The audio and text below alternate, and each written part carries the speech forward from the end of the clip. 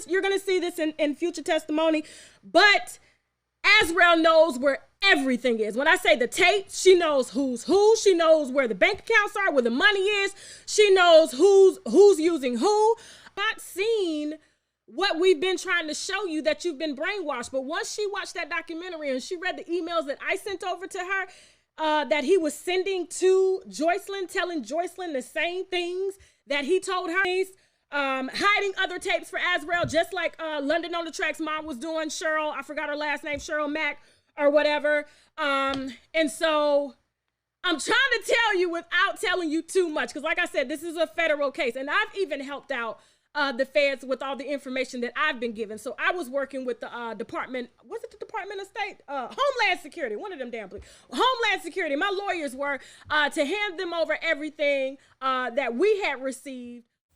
I find it very interesting how some of these people telling these stories like to skip around certain facts, including how certain individuals violated some of these so-called accusers' rights, corrupted this man's defense, and put all this propaganda on social media just to come back talking about they were right about the hearsay that they put out.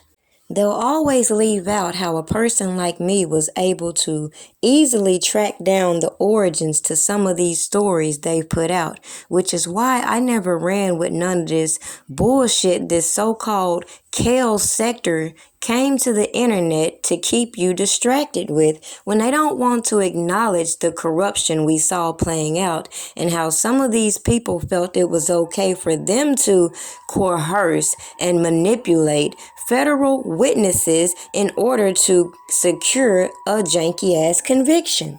Now, if you check out my community board, you will recognize that I pointed out several times why I've never personally invested time into engaging with grown men, specifically because I realized he was nothing more than Angelo's mouthpiece.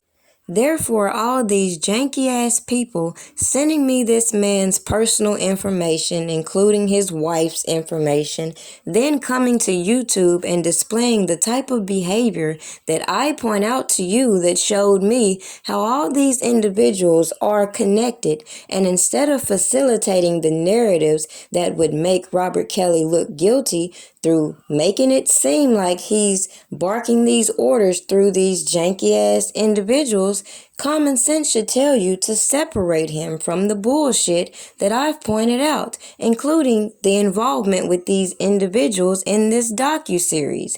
Anybody with common sense would know who would be going back and forth on the internet with anybody you suspected to be an informant, unless you're deliberately trying to stir the pot.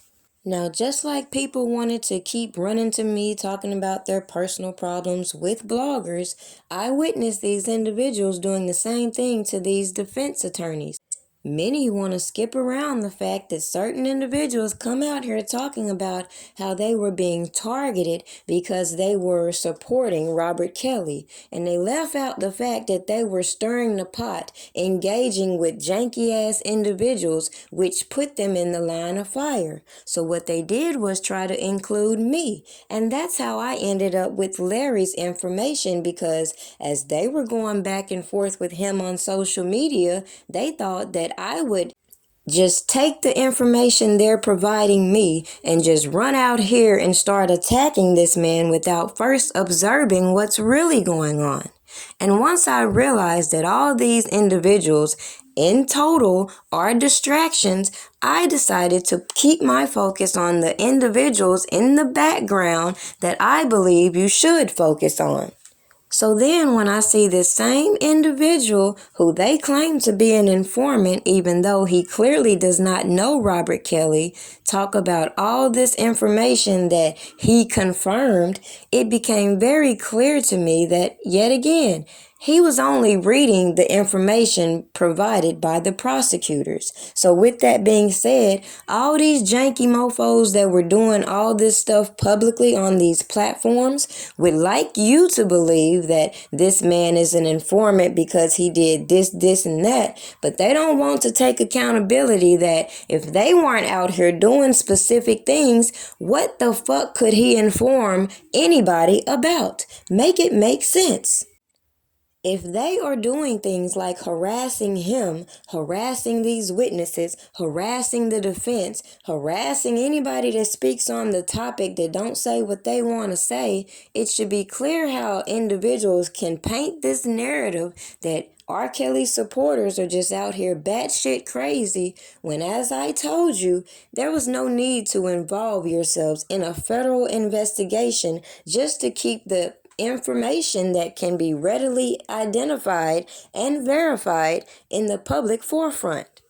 Now, to conclude this video, it's real cute that Larry is trying to team up with Tim Savage now and act like he was so dumbfounded finding out these conversations between the Clarys.